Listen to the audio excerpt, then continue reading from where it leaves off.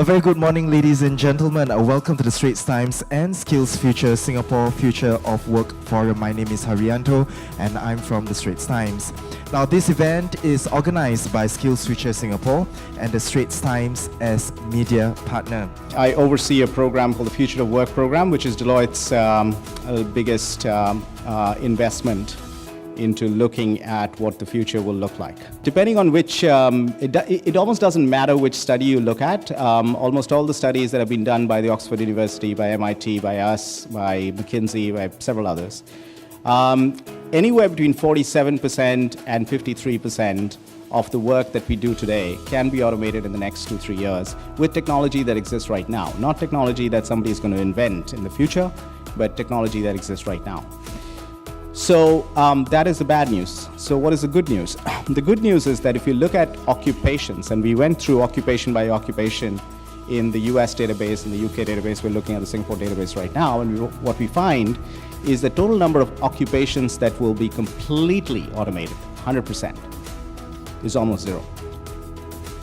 So that is the combination of those data points gives you a sense of the coming disruption that is going to be true for you in the work that you do, for your kids in the careers they pursue, and for all of us, which is that almost all of our jobs and roles will be dramatically changed, but we will not have a mass-scale replacement of occupations, we will have a mass-scale augmentation of occupations.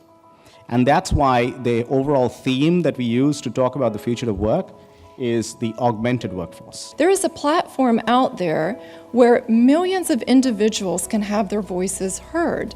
So you don't have to be this large movie studio anymore. You can be down in Bugis, producing and reaching millions of people.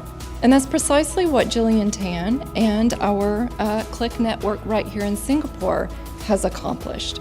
So you don't have to be this multinational conglomerate anymore.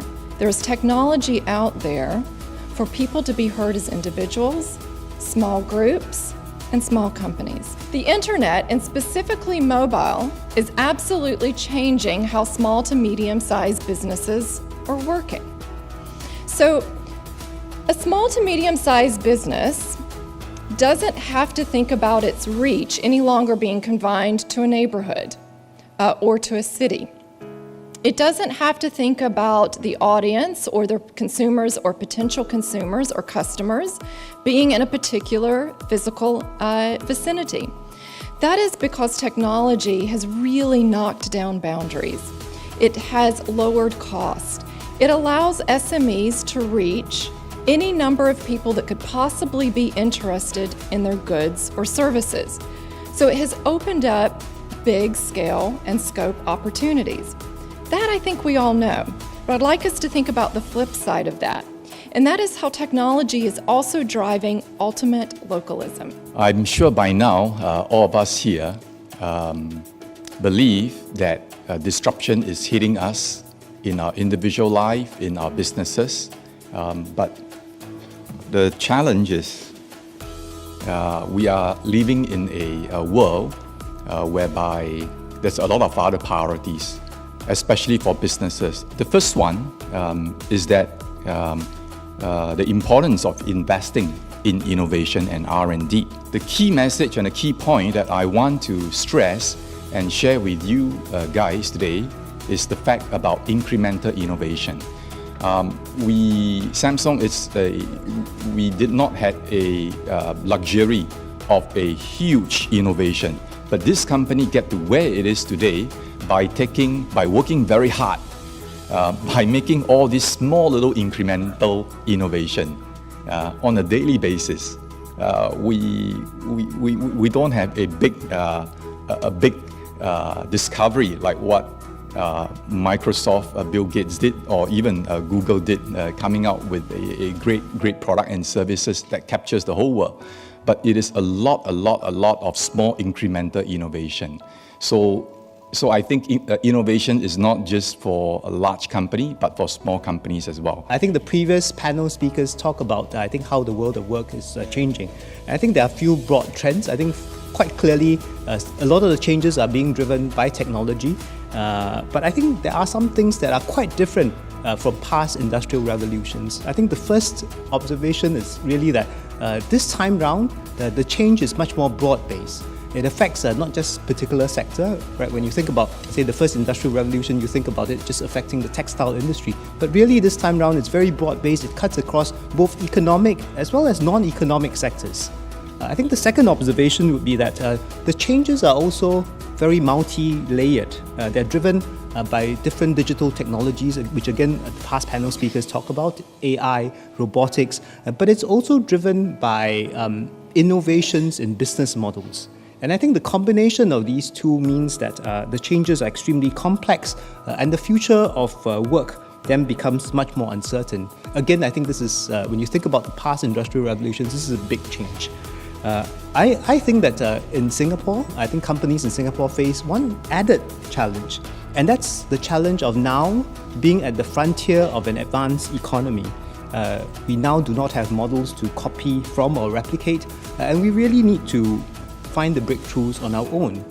And what this means is that we need to invest in research, we need to think about translating innovation into enterprises.